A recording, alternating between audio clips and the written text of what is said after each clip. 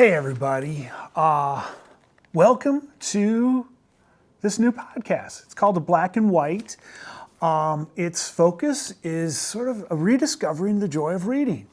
Through the course of the coming episodes, I'm going to be talking to different folks about what they're reading, why they're reading, what they do, but also getting to find out a little bit about who they are. So today, this episode is unique. It's sort of the backgrounder episode, the prequel, if you will. And my guest is one and only Pam Shirtz. She is a former first grade teacher, and she has this year assumed a new role in that she is sort of a literacy specialist at Furry Elementary. And she works with kids, groups of kindergarten, first and second graders with their reading skills and their comprehension. And she also works with her fellow teachers or colleagues. And she's well-versed in all things literacy. She knows the science of reading, which is way above my head. And not something we're going to talk about much in the podcast, but I do want to, in hopes with this episode, to establish sort of a baseline of where we're going, why we're doing this. And we also talk about how the podcast is going to be in the future. So anyways, without much ado, let's get into it. This week's guest, Pam Shirtz. I'm Jeff Stacklin. I'm the Director of Communications. Thank you so much. Well, Pam Shirtz, hello. Welcome to our podcast. I'm excited. This is great. Yes. So you are sort of the initial guest for what is at this point called the Black and White. Right. Kind of playing off our school colors, black and white, but also paper and ink. Mm-hmm. So anyways, podcast. First of all, I'm going to talk a little bit more about the inner workings of the podcast shortly. But first of all, who is Pam Shirtz? Who am I? Oh, Lord. Okay, so I am, first and foremost, I'm an educator. I love education. I love working with people. So I actually was a Title I reading teacher for a couple years. And while I was in that journey, I found something called National Board Certification. And I thought, ooh, that looks kind of fun. So when I came to Perkins, I've taught first grade for 16 years. Okay. And it was very important to me to get nationally board certified as an educator. It's one of the highest honors you can get as an educator. It's a very rigorous process. It takes years to obtain. You have to record yourself. You submit 4 domains, and people from all over the country grade it. And they basically decide if you're an effective educator and doing what you can to help your students. So I was very passionate about that. And throughout my journey, I wanted to learn more about reading. So I went back to school. Well, I had my master's in educational administration because one day I really think I would like to take that leadership role to be a principal in a building. But so right now, I went back to school to get my reading endorsement because I really wanted to learn more about reading and how the brain works and how I can be a better educator for my students. So I got my reading endorsement, which then led me to apply for a new position within our district. So now I am a Title I reading teacher and the literacy coach within our elementary building, which I thoroughly enjoy because I'm not just working in my own classroom, I'm also working with kids all over the building, specifically kindergarten and first grade, but I do work with second graders about 30 minutes a day. But I get to work with educators.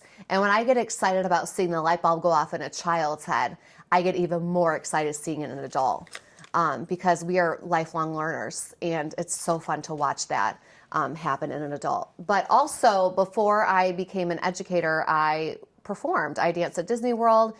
I danced at Disney World, and I performed professionally for years. I do a lot of theater. I'm still connected with the theater world. I do a lot of choreography work for either summer stocks, professional theaters, high schools, and plus I sit on multiple boards within our community just because I think it's important to give back and make sure that you are helping others. Okay. So I want to talk a little bit about kind of getting to the point of why we're doing this podcast.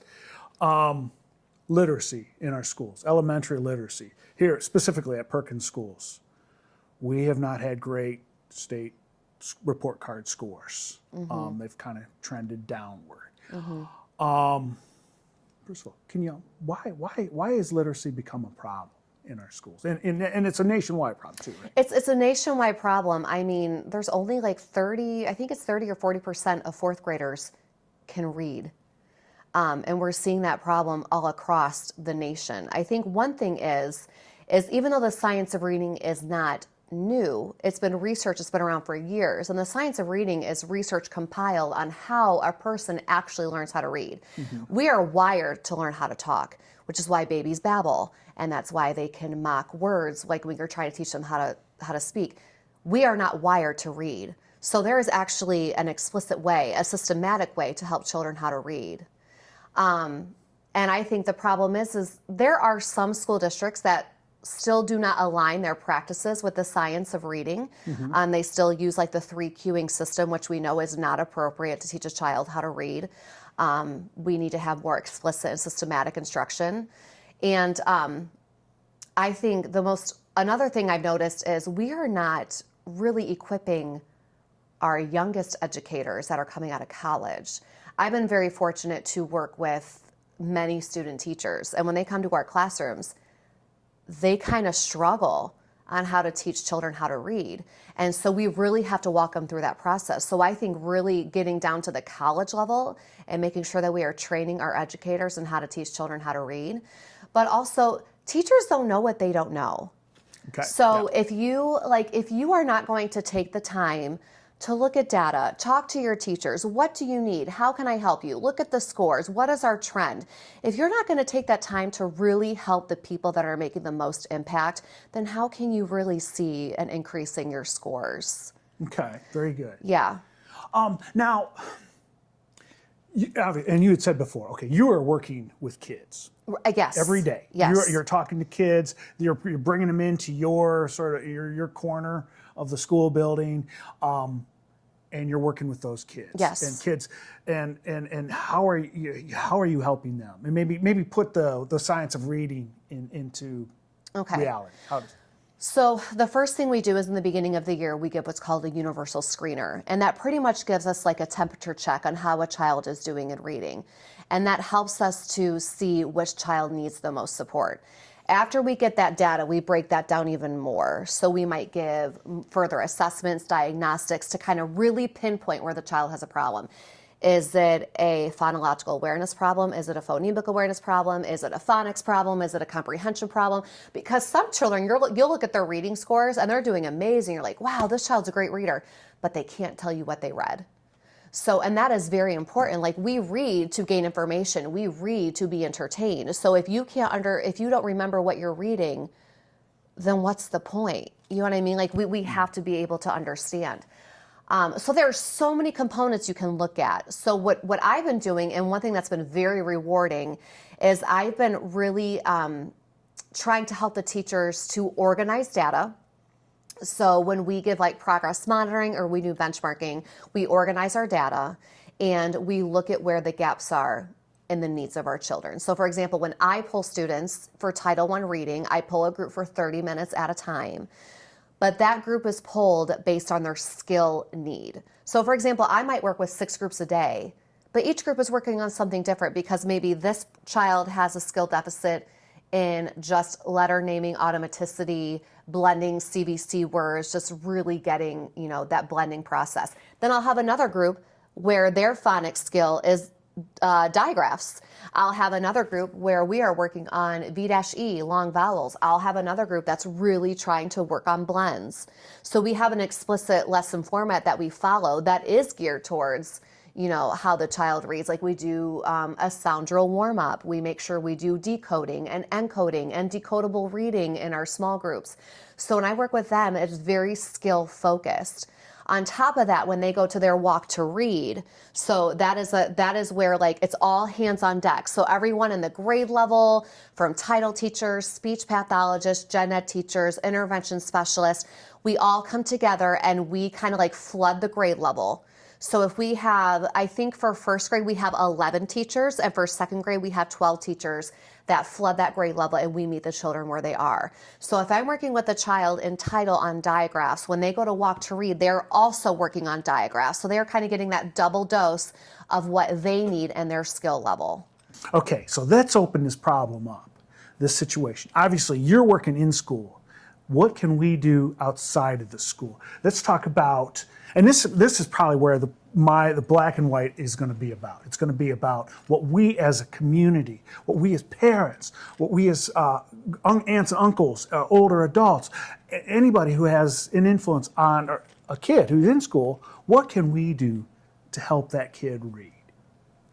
So the child's first teacher is their parent.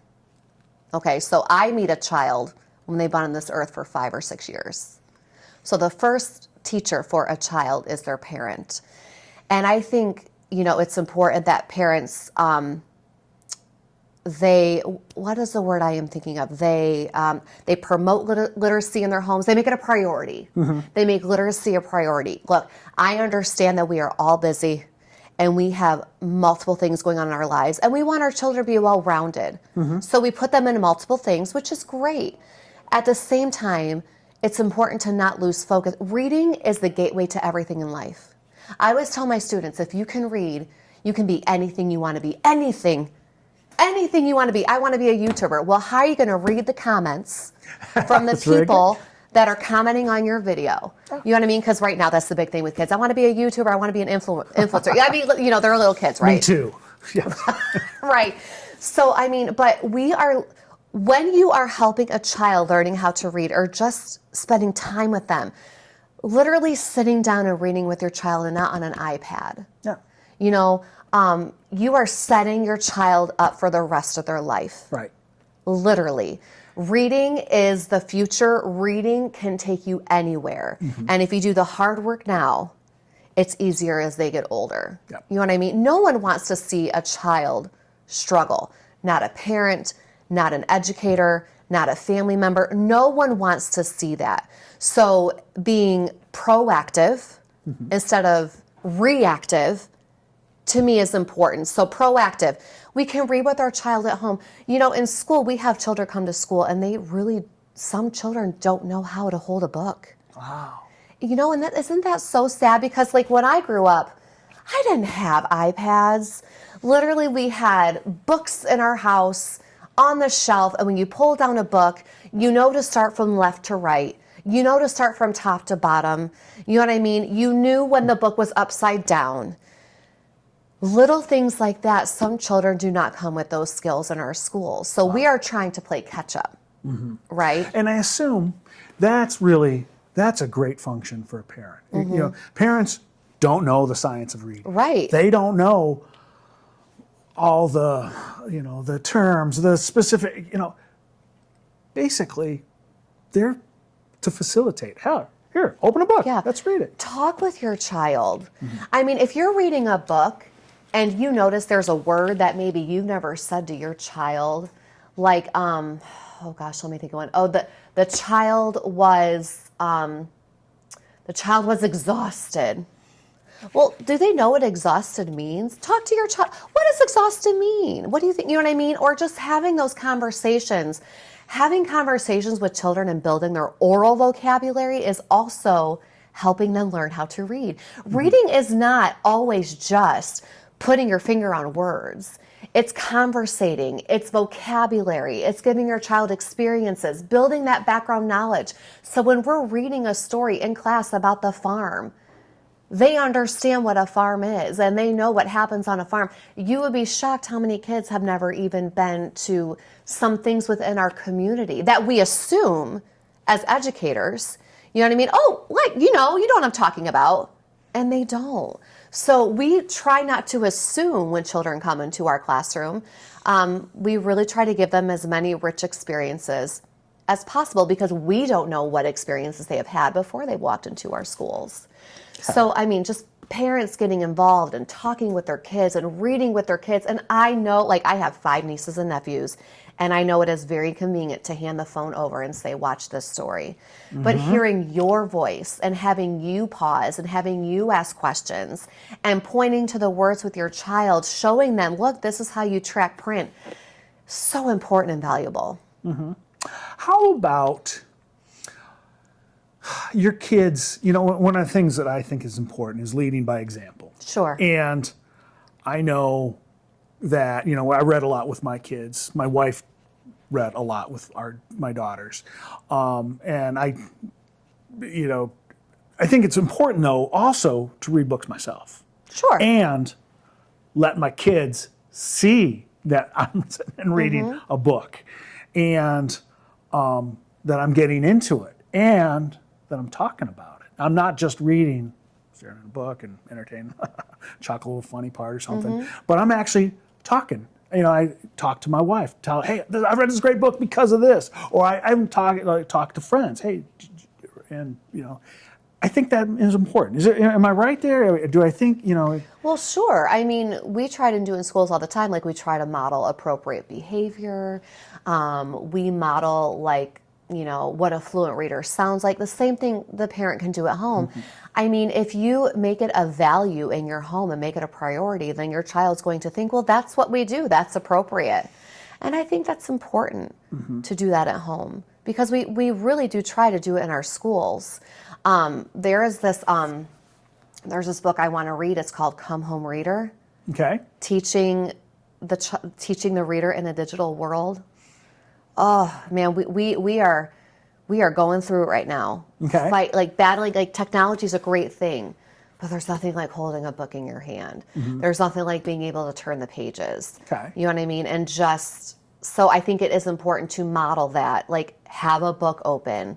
Physical you know book. what I mean? A physical book. Or, I know some people like to read on a Kindle because of their eyesight. I get that. But putting down the phone and stop scrolling and reading, even if it's something little.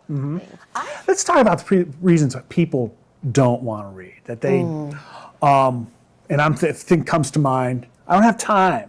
Right. It's boring. Oh, why do I want to read a book when I can listen to a book on tape? Right. Okay, let's talk about time. How much time should we invest every day in reading? I don't want to say for an adult what you should invest in reading. I just think you should, because there are times I don't get to reading during the day. Times I'm exhausted because maybe I spent my day reading data or reading research, and when I go home, sometimes I just don't want to open a book. That's true. I mean, if we're going to be honest and transparent, that's very true. But that doesn't mean I never do it. Right. You know what I mean? And I think it's important to always keep up to date. If you're passionate about something, then stay up to date on it. Yeah. My husband is so passionate about reading about history, and he'll read a book and he will tell me, oh my gosh, did you know that back in this day this happened? No, I didn't, because I'm reading about how to teach a child how to read. You know what I mean? But, I don't want to say you have to spend this much time reading, but I think it's important you make it a part of your life, for sure. Okay. For example, when I was going through grad school, oh my gosh, I read all the time. So I had to read for my classes. So sometimes to read for enjoyment was a struggle. I think we go through seasons in life. Yeah. You know what I mean? And there are some seasons of my life I'm I am reading and I am loving this. And there are some seasons where I'm oh my gosh, if I have to read one more research article to write this paper. I mean, am I right? You're going through it. And it's funny. My professor's probably going to watch this video at some point in time. That's okay. And I could say that I have not picked up a work of fiction in 4 weeks now. Yeah. Because I read 60 to 100 pages a week of heavy reading. Yeah. Research material. Now, some of it's real, it resonates with me, so I'm engaged with it. It makes sense. It's great. But yeah, so I don't feel like picking up a book. Well, yeah. And I feel like there's a part of me that's missing, because I'm a fan of fiction. I love fiction. And I haven't had that, so. And we're all human, right? Yeah. Even though I love reading and that is my job, we're human, and there are days where I just can't get to reading. Maybe I have rehearsal after school and there's a lot going on in my life, or that season that I am in, and I just can't devote the time, but that doesn't mean I never do it. Right. How about the question about reading is boring? You're I think people find reading boring because maybe they haven't found the enjoyment in it. Right. Sometimes kids think reading is boring because they're doing the hard work right now. They're learning how to read. Yeah. So we're doing a lot of phonics. We're doing a lot of phoneme graphing mapping. What does that mean? Like we're putting the letter with the sound. So like if we're writing the word shop, sh, ah, p. Okay, let's dot it. Now let's write it. Now let's tap it. Now let's read it. I get it. But that's what helps us become accurate readers. That way, when you are ready to pick up that short story or ready to pick up that chapter book, or I love it when a kid says, Mrs. Shirtz, I checked out this book at the library. And they are so excited and they are motivated to open the book and read because they have enough skills under their belt to decode words and tap out, and it keeps motivating them. Or now they're figuring it out. Mrs. Shirtz, what's this word? Oh, that's an OU. OU says ow. You know what I mean? So let's tap that word out. And so around, you know what I mean? So like then they're like starting to unlock the magic in reading. I think sometimes reading is boring to kids in the beginning is because they are learning how to do it. And it's a lot of hard work. Yes. Reading, it takes a lot of mental capacity. You know what I mean? And so it's a lot of work in the beginning, but we try to make it as fun as possible.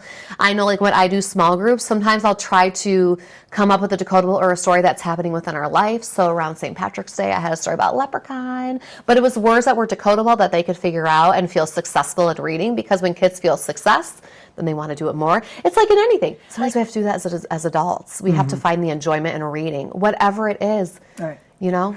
Well, let's talk about that. Finding because honestly, this podcast is going to be more geared for adults and not little kids. Little kids don't watch podcasts that I know of. Maybe they do, but we don't have to read books. But now talking about adults and finding, sort of rediscovering the joy of reading. And I think it kind of hit me a couple of years ago when I started reading a lot more fiction, and all along I've been writing news and like stuff that people need to know, and my prose was more sort of your feed of what people needed to know for that day, what was going on in the world. Whereas reading a book, opening a book, for me, for pleasure, for entertainment, I think that's a different kind of reading. In that you're all, that there really is joy in reading. That you can, if you're an adult, certain things click with you. Different books click with, and I've said, I think reading is sort of like DNA. Everybody has a different book. Everybody has a different sort of genre that they might like. Some people like particular authors. Some people like scary books. Some people like biographies. Some people, there's all these different kinds of books. And it's that finding that and rediscovering that, just maybe discovering that about yourselves. I think that is key. Absolutely. Talk about that. How, as adults, we're enriching ourselves. So what's interesting is you and I are completely different, just listening to you talk. I am motivated to read to learn. I want to read a book that's going to make me better as an educator. I want to read a book that's going to make me better as a leader. I want to read a book that's going to make me better as a spouse. Like, I want to read to learn. I find little enjoyment reading for entertainment. Really? Isn't that weird? Crazy. Like, if you go to my house, I have books about leadership, empowering women. I have biographies. I have books on, like, how to help children be the best reader they can be. MTSS, like what structures can we put in our schools? Building schedules. I mean, like, who does that, right? But that's where I find my enjoyment. So if you and I went to the public library, which, by the way, we have an amazing public library here in Sandusky. So if you really don't know what you're interested in, go to your local library. That's what they're there for, and it's amazing. Pull a book off the shelf. Absolutely. Give it a try. So, I mean, that's how I find my enjoyment in reading, is reading to learn. Okay. And I'm sure you don't feel that way, and that is okay. But I have a hard time turning my brain off. So if I'm reading a book for enjoyment, sometimes I'm not retaining what I'm reading because I'm thinking about, okay, wait, I have to do this, and what can I do for that person? I just cannot turn my brain off.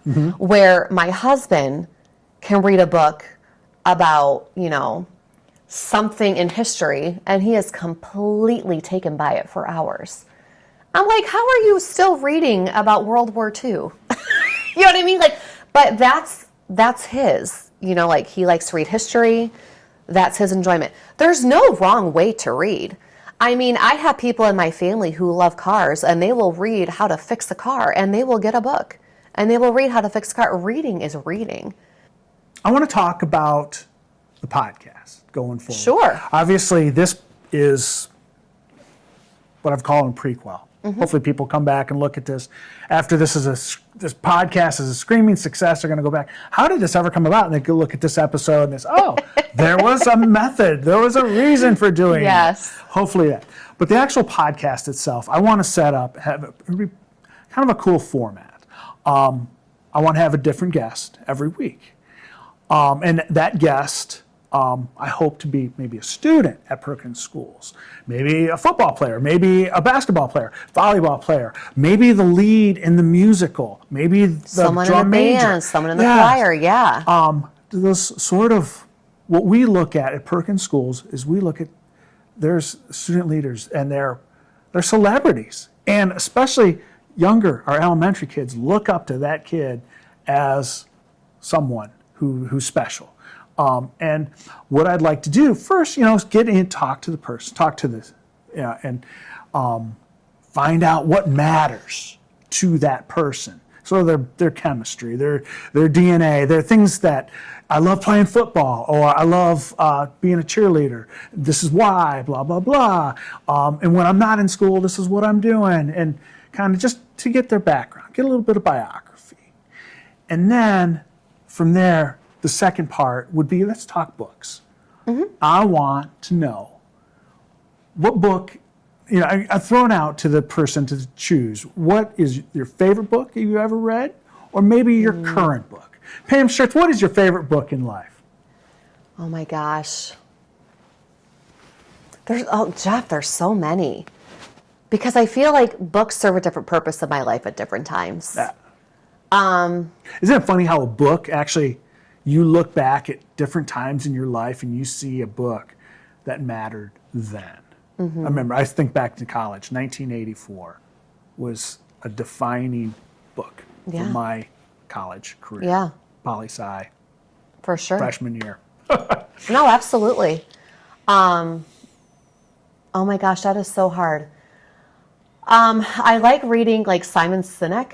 He's good. He's basically like finding your why, your purpose, how to lead people. Leaders eat last is a good one.